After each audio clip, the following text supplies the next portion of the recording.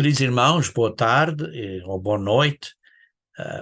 Eu hoje quero começar um estudo acerca do livro de Coríntios. E Coríntios era uma das maiores cidades do Império Romano, possivelmente a segunda maior cidade depois de Roma, e situada na Grécia, cerca de 70 quilómetros de Atenas. E a parte do sul,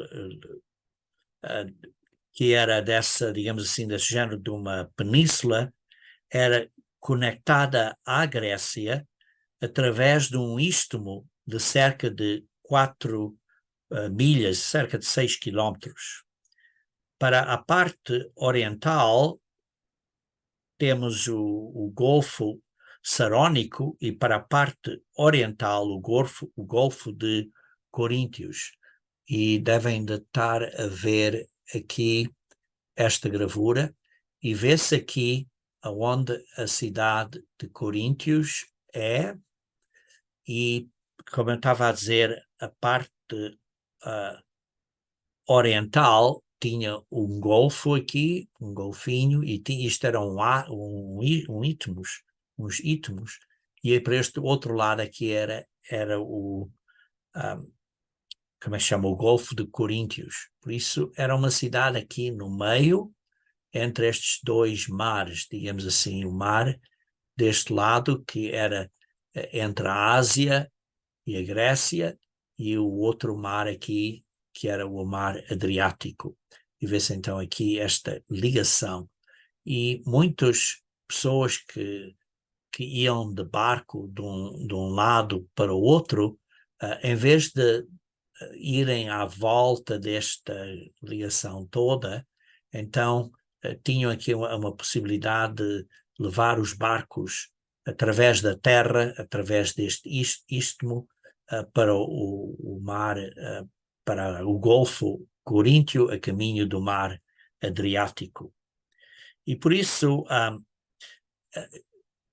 o tráfico ou o trânsito seria de norte a sul, através do país, mas de este a oeste ou oeste a este, mais no nível marítimo.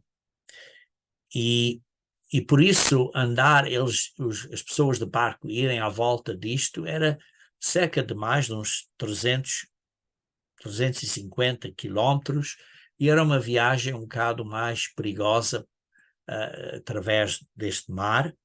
E então usavam esta cidade como, digamos assim, uma cidade no meio para viajarem de um lado para o outro. Por isso era uma cidade de grandes negócios, e uma cidade que se tornou corrupta, muito corrupta moralmente, e era conhecida pelos seus pecados. Vejam, por exemplo, em 1 Coríntios, capítulo 6, 1 Coríntios, capítulo 6, versículo 9 e 10, aqui a falar de vários pecados que existiam aí, mas dizendo, não sabeis que os injustos não herdarão o reino de Deus, nem vos enganeis, nem impuros, nem idólatras, nem adúlteros, nem efeminados, nem sodomitas, nem ladrões, nem avarentos, nem bêbados, nem maldizentes,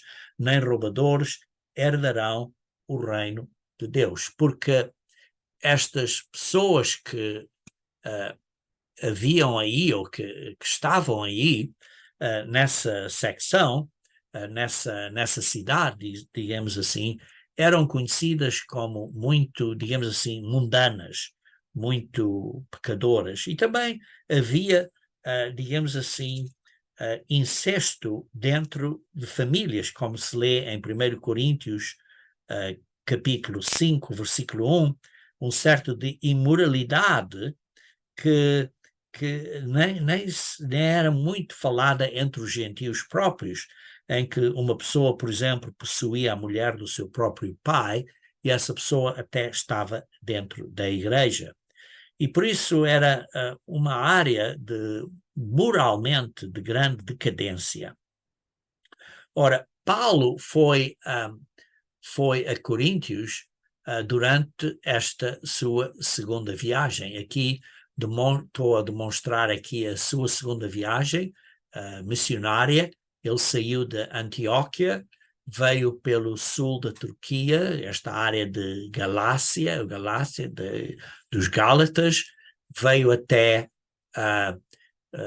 Antioquia, da Psídia, e depois foi para o norte, e depois vê-se que ele teve esta visão de uma pessoa na Macedónia, e então ele foi então para o que nós chamamos para a Európia. Esta Macedónia aqui, que é o norte da Grécia, e depois veio através da Grécia, e é onde passou por várias cidades, acabou por ir a Atenas e depois a Coríntios. Isso foi o que ele fez na segunda viagem dele, que foi cerca do ano 52 a 53.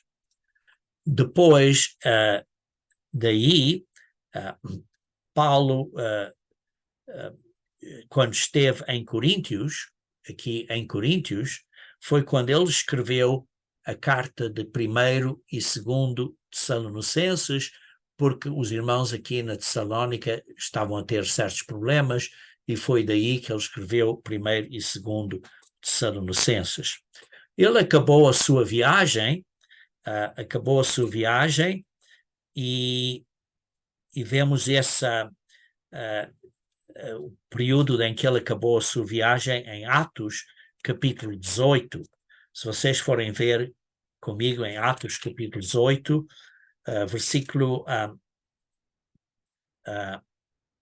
18, 19 a 22, Atos 18, versículo 19 a 22 diz: chegados a Éfeso, então ele saiu de Coríntio e depois foi para Éfeso, deixou-os ali. Ele, porém, entrando na sinagoga, pregava aos judeus e rogando-lhe eles que permanecesse ali mais um tempo, não acedeu, mas despedindo-se disse: se Deus quiser, voltarei para vós outros, e embarcando partiu de Éfeso. Então tomou um barco e partiu de Éfeso. E chegando a Cesareia, vemos aqui chegando ele a Cesareia, desembarcou subindo a Jerusalém. Então ele foi aqui a Jerusalém, como vem aqui neste mapa, e tendo saudade a igreja, e depois voltou a Antioquia, que era, digamos assim, a base de onde ele entrava e saía. E assim acabou esta segunda viagem missionária. Depois ele então começou a terceira viagem missionária dele. Isso lê-se em Atos capítulo 18, versículo 23. Diz assim: passando ali algum tempo, saiu, isto é, para a terceira viagem, atravessando sucessivamente a região da Galácia e Frígia, confirmando todos os discípulos. Então ele saiu dessa área e então foi para o que é a terceira, digamos assim, a terceira viagem missionária dele. Aqui está a terceira viagem dele. Uma vez mais, ele saiu de Antioquia, como lemos aqui, atravessando sucessivamente a região da Galácia, esta região da Galácia, que e Frígia, veio aqui por esta secção, e depois confirmando todos os discípulos. Nesse meio tempo chegou a Efésio, então ele chegou aí a Efésios, e foi daí que escreveu 1º Coríntios. Quando ele chegou a Efésios, escreveu uma carta aos irmãos aqui em Coríntios, na terceira viagem. Terceira viagem foi cerca do ano 54 a 57. Vemos que começou essa viagem em Atos 18, versículo 23, e essa viagem é descrita até Atos 21, versículo 16. Vê-se aqui a viagem, que ele depois daí veio mais a norte, veio de volta à Grécia e depois acabou por voltar a Coríntios e depois retornou neste caminho, onde ele acabou a ir a Milétios, chamou os irmãos de Éfeso e despediu-se deles, porque disse a eles que não os iria ver de novo, e depois foi para Jerusalém, onde sabemos que ele foi prisioneiro, e daí ele foi para Roma como um prisioneiro. Essa é mais ou menos uma história breve desta secção. Vemos também em Atos capítulo 19, versículo 1, aconteceu que estando Apolo em Coríntio, Paulo, tendo passado pelas regiões mais altas, chegou a Éfeso e, achando ali alguns discípulos, perguntou-lhes: recebestes porventura o Espírito Santo quando crestes? Vê-se aí, Apolos tinha estado em Coríntios e então recebeste porventura o Espírito Santo quando crestes. Ao que lhe responderam,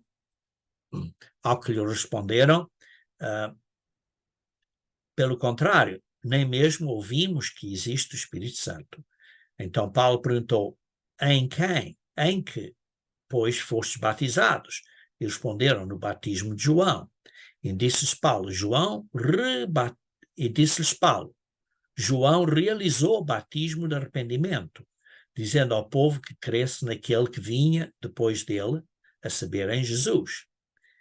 E eles, tendo ouvido isso, foram batizados ou para dentro, ou pela autoridade do nome, em o nome de Jesus Cristo. E impondo-lhes Paulo as mãos, veio sobre eles o Espírito Santo. Vê-se então aqui que ele viu discípulos nessa área, ele estava em Éfesos, e aí então ele começou a estabelecer a igreja em Éfesos. E vê-se aí que o evangelho se foi espalhando. E então vê-se em Atos capítulo 19, versículo 21 e 22, diz assim: cumpridas estas coisas, Paulo resolveu no seu espírito ir a Jerusalém, passando pela Macedónia e Acaia, considerando depois de haver estado ali, importa-me ver também Roma. Tendo enviado à Macedónia 2 daqueles que lhe ministravam, Timóteo e Erasto, permaneceu algum tempo na Ásia, isto é, em Efésio. E por isso vê-se aí que Paulo tinha planos de ir à Macedónia, que é ao norte da Grácia, mas entretanto enviou Timóteo e Eratos à frente dele. Mas ele, quando estava em Efésio, ele recebeu cartas e informação de 3 membros em Coríntios que haviam muitos problemas em Efésio. Vejamos em 1 Coríntios, capítulo 16, versículos 17 e 18. 1 Coríntios, capítulo 16, versículo 17 e 18.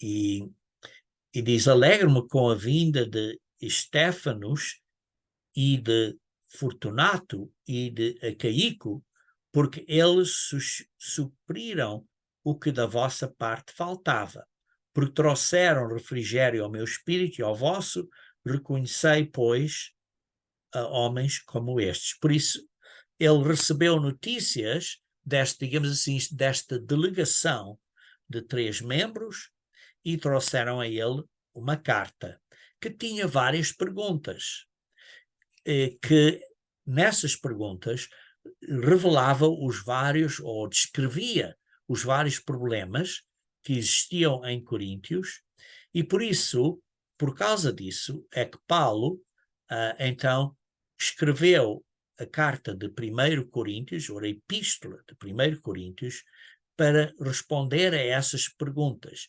E ele provavelmente escreveu esta epístola, esta carta, ou pelo menos foi enviada durante o período da Páscoa, porque lemos em 1 Coríntios capítulo 5, versículo 8, 1 Coríntios versículo 5, versículo 8, que foi depois da Páscoa, porque está a dizer que celebremos a festa, não com o velho fermento, nem com o fermento da maldade ou da malícia, e sim com os asmos da sinceridade e da verdade. E por isso esta epístola foi escrita durante esse período à volta da Páscoa e dos pães asmos.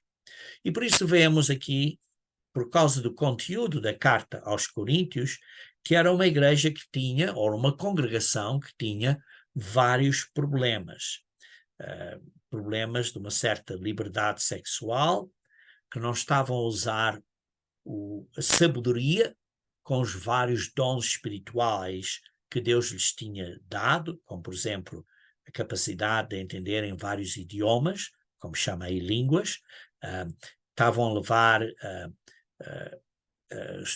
membros da igreja à lei, à frente dos descrentes, estavam a ter dificuldades no matrimónio, havia um abuso da Páscoa, estavam durante a cerimónia da Páscoa, estavam a fazer uma grande refeição e estavam a embebecer-se, havia vários profetas falsos, havia uma má conduta durante os cultos, havia problemas acerca de carnes oferecidas a ídolos, havia um mau entendimento da responsabilidade ou do papel das damas na igreja, havia várias heresias acerca da ressurreição e, como mencionei, havia este homem a viver com a mulher do seu próprio pai.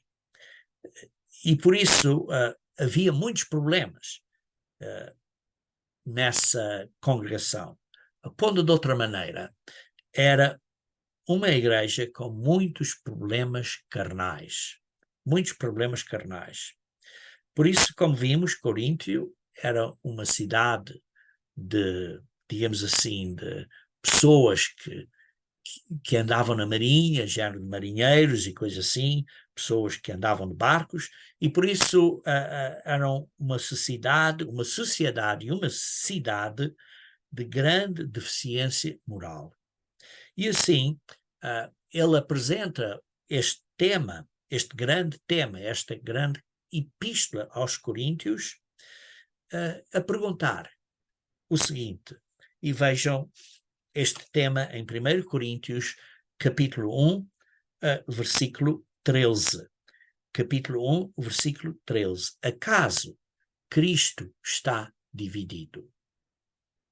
Porque causa destes problemas que haviam na igreja, causou muitas divisões na igreja, entre os irmãos. E por isso estava a perguntar, digamos assim, está Cristo dividido? E esse, digamos assim, é um dos grandes temas gerais desta epístola. É possível também, entre parênteses, que Paulo tenha escrito outras cartas aos Coríntios, mas só 2 é que foram decididas para serem parte da Bíblia, o que nós chamamos 1 Coríntios e 2 Coríntios.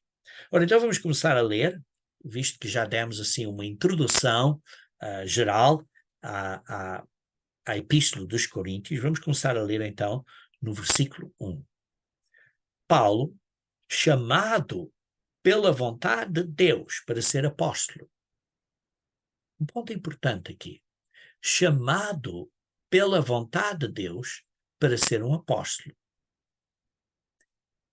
Aqui está um princípio muito importante, que nós não nos chamamos a nós próprios para sermos ministros de Deus ou algo desse género. É Deus que nos chama para essa responsabilidade, para essa consagração.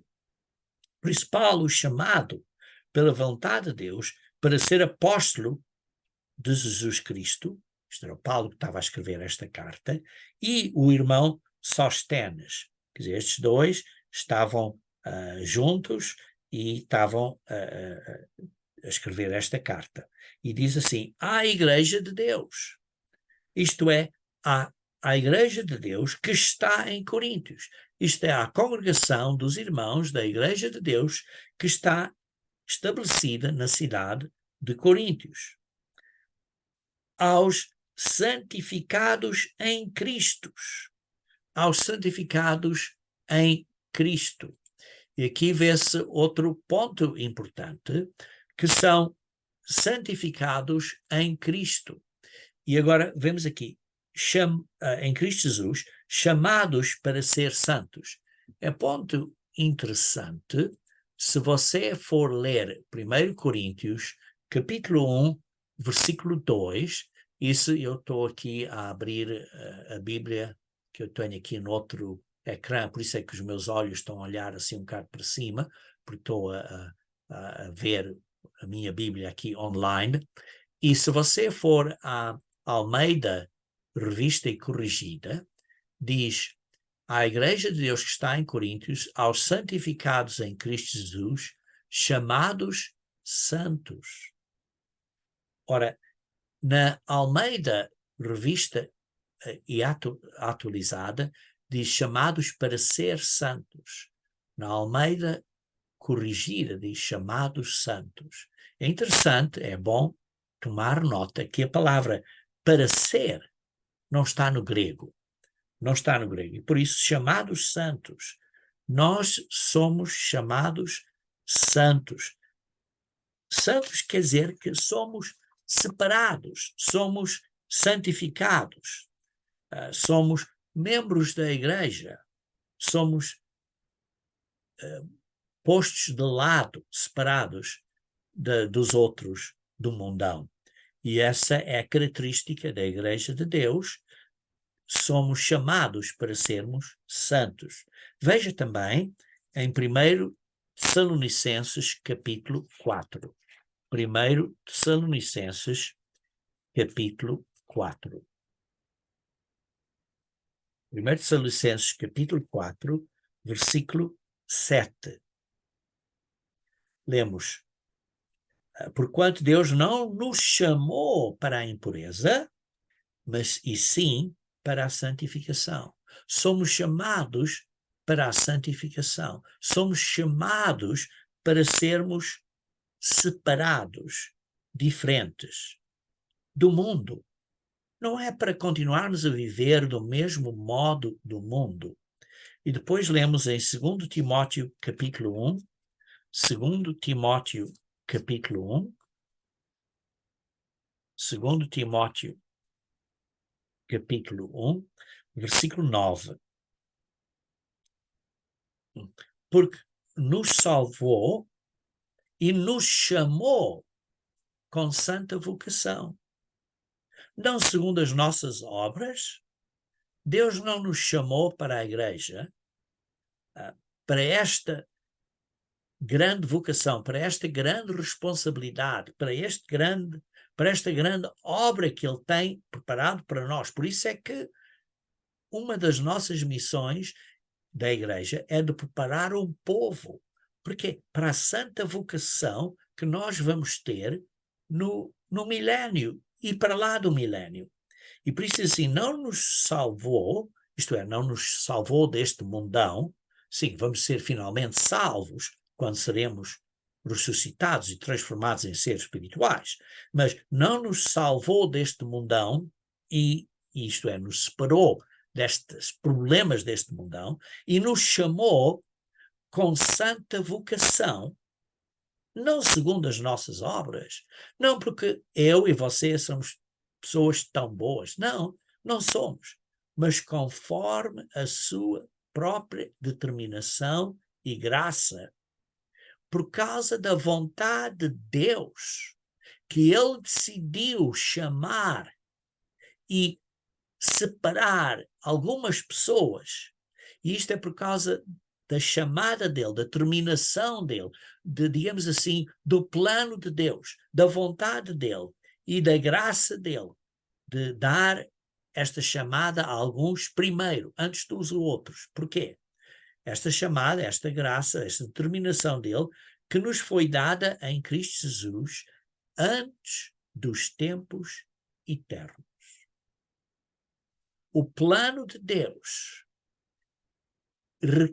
requer este plano que foi projetado antes da criação do mundo, este plano que foi projetado a Deus necessitava que Jesus Cristo morresse e necessitava que certas pessoas fossem chamadas para serem preparadas para quando Jesus Cristo viesse à segunda vinda, ter, digamos assim, uma equipe preparada para esta santa vocação, para serem os líderes que vão ajudar a Jesus Cristo, digamos assim, a noiva, isto é, os seres espirituais que vão ser transformados à sua segunda vinda, à vinda de Cristo, que vão ser transformados para seres espirituais, para reinar com Cristo, para esta santa vocação.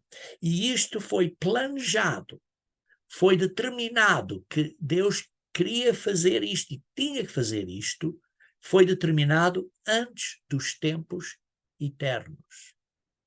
E por isso, Deus nos chamou.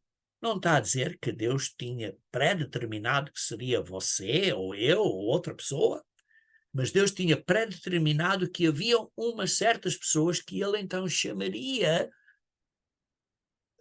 ao seu tempo, mas foi pré-determinado que algumas pessoas seriam chamadas para esta santa vocação, conforme a sua própria determinação e graça que nos foi dada em Cristo Jesus, e isto foi planejado antes dos tempos eternos. E por isso vemos aqui que nós temos uma grande responsabilidade de sermos separados do mundo. É o que a Bíblia chama a santificação do Espírito. Vejamos também aqui em Pedro, deixa eu procurar exatamente aonde está, 1 Pedro, capítulo 1, versículo 2, que diz assim, ou vou começar a ler do versículo 1, Pedro, apóstolo de Jesus Cristo, aos eleitos que são forasteiros de dispersão em várias áreas, eleitos, isto é, selecionados, está claro, é chamados e eleitos, foram chamados e assim estão a ser selecionados, porque estão a responder a esta chamada. E diz eleitos segundo a presciência, isto é, Deus tinha planejado isto tudo, Deus Pai, a presciência. Este é o plano de Deus, tinha isto tudo planejado, não é que tinha pré-determinado que seria você individualmente, ou eu, ou outra pessoa, mas tinha pré-determinado que haveria uma chamada e uma eleição de algumas pessoas, segundo a presciência de Deus Pai, e esta eleição, esta chamada e eleição, necessitava que nós, através do Espírito Santo que recebemos após o batismo e a imposição das mãos, como lemos há pouco em Atos, é que então recebêssemos o Espírito Santo. E o Espírito Santo, que é o Consolador, que é aquele agente de Deus que nos ajuda, que nos santifica, que nos renova, a santificação do Espírito. É o Espírito que toca na nossa consciência, que nos faz dizer, olha, não penses desse modo, não respondas a isso desse modo, tem cuidado como respondes, tem cuidado como estás a atuar. Porque diz assim, em santificação do Espírito, para quê? Para a obediência, para obedecermos às leis de Deus. E, além disso, segundo a presciência do Pai, não só a santificação, mas também a expressão do sangue de Jesus Cristo, porque é o sangue de Jesus Cristo que nos limpa, que nos perdoa, que nos redime. E isso, por isso diz, graça e paz a vós e paz vos sejam multiplicadas. É o que está a dizer aqui em 1 Pedro. Mas, voltando a Coríntios, primeiro capítulo, versículo 2, diz assim: à igreja de Deus que está em Coríntio, aos santificados em Cristo. Nós fomos chamados, eleitos, que estamos a ser santificados em Cristo através da santificação do Espírito Santo de Deus, que nos ajuda. Ok? Chamados santos, com todos os que em todo lugar invocam o nome do nosso Senhor Jesus Cristo, Deus, Senhor, nosso Senhor Jesus Cristo, Senhor deles e nosso. Isto é, nós que somos chamados e outros que igualmente são chamados como nós. E por isso há irmãos à volta do mundo, em vários locais, que estão a ser chamados. Não somos muitos, somos poucos. É um aqui, outro acolá. E, irmãos, não é um caminho fácil. É uma luta. E, queridos irmãos, conforme os dias estão a ficar mais curtos, Satanás está a atacar cada um de nós, as nossas famílias, os nossos parentes, de uma maneira ou outra, para nos desencorajar. Para dizer, olha, eu não posso, por exemplo, ir à festa, ou coisas desse género. Satanás está-nos a atacar, irmãos. Precisamos de ter perseverança até ao fim e não desistir. E por isso diz, graça a vós outros e paz da parte de Deus, nosso Pai, e do nosso Senhor Jesus Cristo. Isto, sim, vemos que é um cumprimento geral ou normal de Paulo, a dizer que cresçam em graça, em bondade, em carinho, na gentileza, e que tenham paz. Paz com Deus, e paz com Jesus Cristo, e paz na nossa consciência.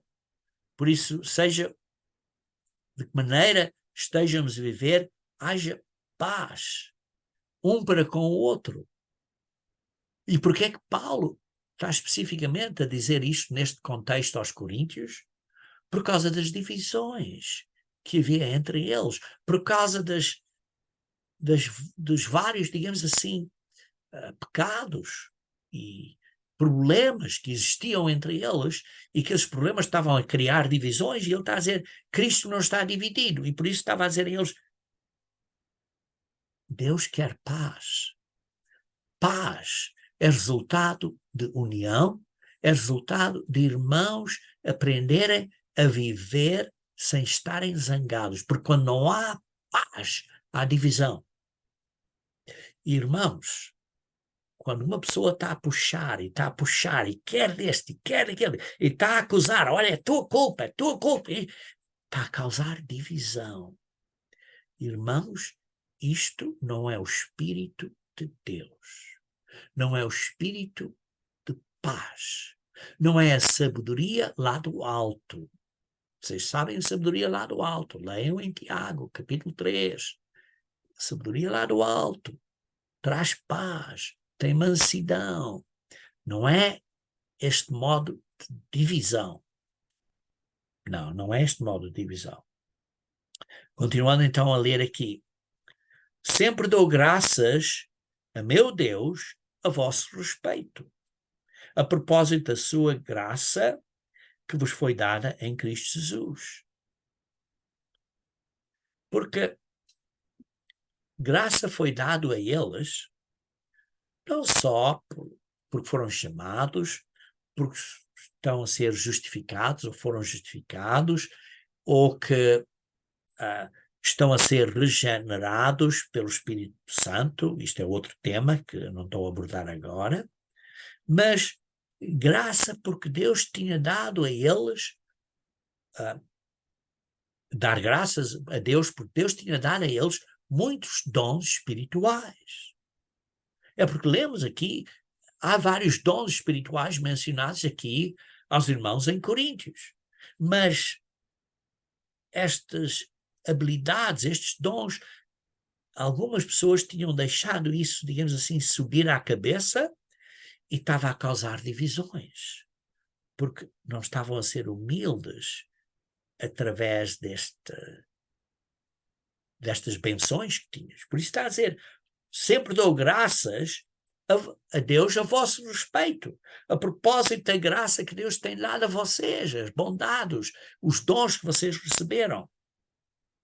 E visto que Paulo vai, digamos assim, criticar os irmãos, digamos assim, nesta epístola, por outro lado, está a dizer, precisamos de dar graça e reconhecer que o que nós recebemos e temos é pela bondade de Deus. E por isso está a referir a eles, está a apontar a eles, ao autor, a quem lhes deu estes dons, que é Deus. Deus é que deu a eles estes dons. E por isso Deus deu a eles estes dons através ou por meio de Jesus Cristo, e por isso eles precisam de dar graças a Deus por causa disso e não usarem esses dons para causar divisões, porque causar divisões vão, digamos assim, estar embaraçados perante Deus porque estavam a mal usar ou mal aplicar os dons que tinham recebido. Versículo 5. Porque em tudo fostes enriquecidos nele. Em toda a palavra e em todo o conhecimento. Se fostes enriquecidos. Como? Pelos dons, pelas graças, pelas misericórdias e as bondades, as habilidades que Deus está a dar a vocês, vocês foram enriquecidos. E agora precisamos dar graças a Deus, em vez de estar a causar divisões entre os irmãos. Vejam em 2 Coríntios, capítulo 6, versículo 10. 2 Coríntios, capítulo 6, versículo 10. Diz assim, entristecidos, mas sempre alegres, pobres, mas enriquecendo a muitos, nada tendo, mas possuindo tudo. Nós, queridos irmãos, fisicamente, muitas vezes, somos pobres, mas espiritualmente, as bondades e os talentos e as habilitações que Deus nos dá, isso nos faz ricos espiritualmente. É muito importante nós, por isso diz, entristecidos, mas sempre alegres, pobres, mas enriquecendo a muitos, porque enriquecendo em pontos espirituais, em conduta e encorajamento espiritual uns aos outros. Vamos então continuar a ler no versículo 5 de 1 Coríntios, capítulo 1. Porque em tudo fostes enriquecidos nele, em toda a palavra e em todo o conhecimento. Toda a palavra, palavra quê? Palavra é logos, que é a doutrina, que é ensino. Fostes enriquecidos em todo o ensino que recebestes. Versículo 6. Assim como o testemunho de Cristo tem sido confirmado em vós. Isto é, o testemunho de Cristo, isto é, a boa nova de que Cristo veio para nos perdoar, que até por causa disso recebemos esta possibilidade de nos arrependermos, e o próprio arrependimento é um dom de Deus, e aqui é confirmado, isto é confirmado pelos vários milagres que são feitos, porque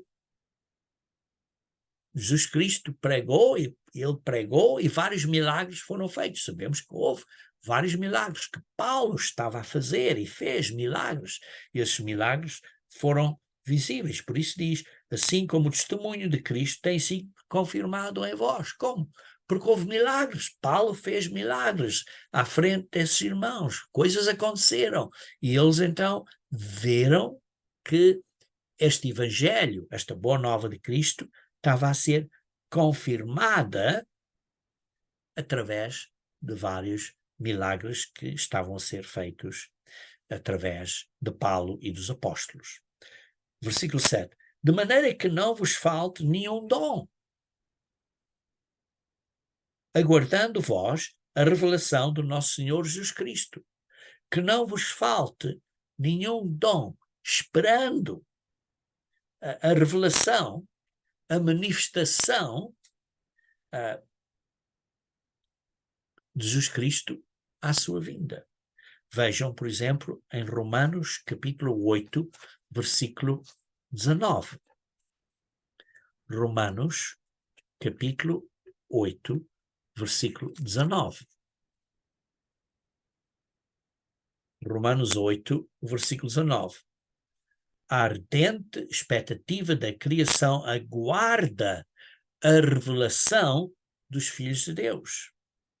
A revelação dos filhos de Deus, a palavra revelação aqui, é apocalipsis, a palavra grego 603. A revelação, isto é, quando Jesus Cristo for revelado, isto é, à sua vinda, à vinda de Cristo. Também vejam em 2 Tessalonicenses, capítulo 1, versículo 7, 2 Tessalonicenses, capítulo 1, versículo 7. E a vós outros, que sois atribulados, alívio juntamente conosco, quando do céu se manifestar o Senhor Jesus com os anjos do seu poder. Quando Jesus Cristo vier, à segunda vinda, a manifestação, a revelação, apocalipsis, esta palavra grega 603. Então, voltando a 1 Coríntios, capítulo 1, versículo 7, diz assim, de maneira que não vos falte nenhum dom, aguardando vós a revelação. Uma vez mais, esta manifestação, esta revelação, apocalipsis do nosso Senhor Jesus Cristo. Nós aguardamos a vinda de Cristo. A vinda de Cristo. Que ele vai ser revelado quando ele vier com os seus anjos. Veja também em 1 Pedro, capítulo 4, versículo 12 e 13. 1 Pedro, capítulo 4, 1 Pedro, capítulo 4, versículo 12 e 13. Amados, não estranheis o fogo ardente que surge no meio de vós, destinado a provar-vos. Queridos irmãos, não acham estranho as dificuldades que existem agora entre os irmãos na igreja? Porque estas dificuldades estão a provar-nos. E não pensem que isso é estranho, como se alguma coisa extraordinária vos estivesse acontecendo. Pelo contrário, alegrai-vos na medida em que sois coparticipantes dos sofrimentos de Cristo, para que também na revelação da sua glória, uma palavra semelhante a Apocalipsis, Apocalipsis é grego 603, esta palavra revelação é 602, é uma variante da mesma palavra, da mesma raiz da palavra, e para que também na revelação da sua glória vos alegreis exaltando. Quando Jesus Cristo vier, a glória de Jesus Cristo vai ser revelada. E isso é o que nós esperamos. Esperando esta manifestação, esta revelação de quando Jesus Cristo vier. Então, continuando, acabamos de ler 1 Coríntios capítulo 1, versículo 7, vamos agora ler o versículo 8, o qual também vos confirmará até ao fim, para seres irrepreensíveis no dia do nosso Senhor Jesus Cristo. E por isso, tal como lemos no versículo 6, que diz assim: assim como o testemunho de Cristo tem sido confirmado em vós, o qual também vos confirmará até ao fim. Confirmará até ao fim, para serdes irrepreensíveis no dia do nosso Senhor Jesus Cristo. Isto é, o testemunho de Cristo foi confirmado entre eles, através por Paulo, e nós também vamos ser confirmados, isto é, vamos ser estabelecidos até ao fim. Isto é, isto nos ajuda a nós mantermos-nos fiéis até ao fim, para nós sermos irrepreensíveis, mantermos fiéis até ao fim, isto é, no dia do nosso Senhor Jesus Cristo. Vejam aqui, por exemplo, em Romanos capítulo 14, versículo 4. Romanos capítulo 14, versículo 4. Diz: como és tu que julgas o teu servo alheio? Para o seu próprio Senhor está em pé ou cai, mas estará em pé porque o Senhor é poderoso para o suster. O Senhor é poderoso para fazer você manter-se em pé, não desistir até ao fim. O Senhor é poderoso para manter você fiel até ao fim. Veja também em Romanos, capítulo 16, versículo 25. 16, versículo 25. Ora, aquele que é poderoso para vos confirmar, para vos estabelecer, para vos manter fiéis, segundo o meu evangelho e a pregação de Jesus Cristo, conforme a revelação do mistério guardado em silêncio nos tempos eternos. O Senhor é poderoso para vos confirmar, para vos ajudar a manterem-se firmes até ao fim. Isto é a benção do Senhor. Precisamos de manter firmes. E Deus é capaz de nos dar a ajuda para nos mantermos firmes. Esse é o seu plano. Esse é o seu plano. Vejam também, porquê? Porque o plano de Deus é para nós sermos filhos e filhas de Deus. Ele quer que nós cheguemos a esse alvo, a essa meta. E ele fez tudo e continua fazendo tudo. Fez tudo porque deu o seu único filho, Jesus Cristo, para morrer por nós, e ele continua fazendo tudo como o Senhor Jesus Cristo, como o nosso sumo sacerdote, a interceder por nós agora perante o Pai, como o nosso advogado de defesa, a nos defender, a nos ajudar. E por isso Deus está a fazer tudo. Ele é capaz de nos confirmar.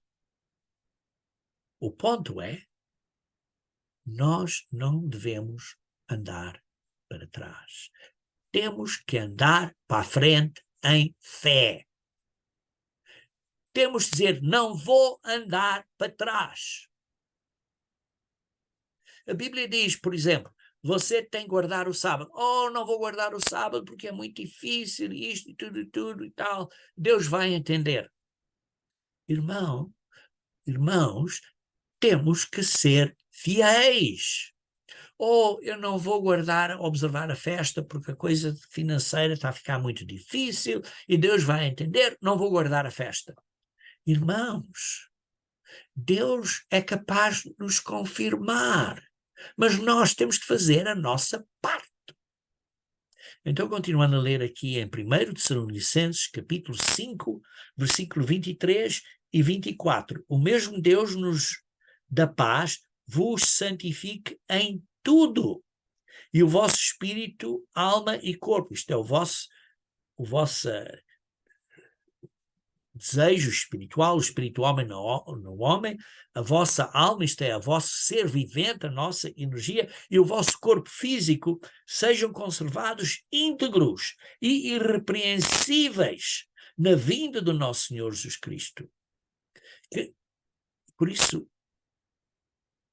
Deus da paz nos ajuda a santificar, Ele nos dá o Espírito Santo de Deus para isto, para que nós, na nossa mente, no nosso espírito, na nossa vida, com a nossa força, com o nosso corpo físico, façamos tudo para sermos conservados fiéis, íntegros, irrepreensíveis à vinda de Cristo. Fiel é o que vos chama, o qual também o fará. Fiel é Deus que vos chamou e Ele fará com que você receba a glória. Desde que você não desista. Desde que você não ande para trás. Desde que você não diz, olha, os problemas são tão grandes, eu vou desistir. Deus vai compreender. Não podemos desistir. Irmãos, eu quando vejo, e sim eu vejo irmãos a desistirem, eu fico muito triste. Porque diz, fiel é o que vos chama, o qual também o fará. Vejam em Judas capítulo 1, só há um capítulo em Judas, só há um, por isso é Judas 1, versículo 24 e 25. Ora, aquele que é poderoso para vos guardar de tropeços e para vos apresentar com exultação, imaculados diante da sua glória, ao único Deus, nosso Salvador, mediante Jesus Cristo, Senhor nosso, glória, majestade, império e soberania, antes de todas as eras e agora, por todos os séculos. Amém. Aquele que é poderoso para vos guardar de tropeços. Deus é capaz de vos ajudar para que vocês não venham tropeçar. Sim, se você cair, levante-se, porque Deus vai ajudá-lo. Então, continuando, em 1 Coríntios, capítulo 1, versículo, acabamos de ler versículo 8. Vamos agora ler versículo 9. Fiel é Deus, pelo qual fostes chamados à comunhão, isto é, à convivência de seu Filho Jesus Cristo, nosso Senhor. Fiel é Deus. Lembra-te que Deus nunca vai permitir que sejas tentado ou provado para além do que consegues suportar. Vejam comigo 1 Coríntios, capítulo 10, versículo 13. 1 Coríntios, capítulo 10, versículo 13. Não vos sobreveio tentação que não fosse humana, mas Deus é fiel e não permitirá que sejais tentados além das vossas forças. Pelo contrário, juntamente com a tentação, vos proverá livramento, de sorte que a possais suportar. Por isso, irmãos, você não vai ser tentado ou provado para além do que você vai ou pode suportar. Somos co-herdeiros com Cristo da sua glória. Ele quer você e eu no seu reino. Se o seguimos a ele, se com ele sofremos, com ele receberemos a glória. Como lemos aqui em 1 Coríntios, capítulo 1, versículo 9, fiel é Deus, pelo qual fostes chamados à convivência, à comunhão de seu Filho Jesus Cristo, Nosso Senhor.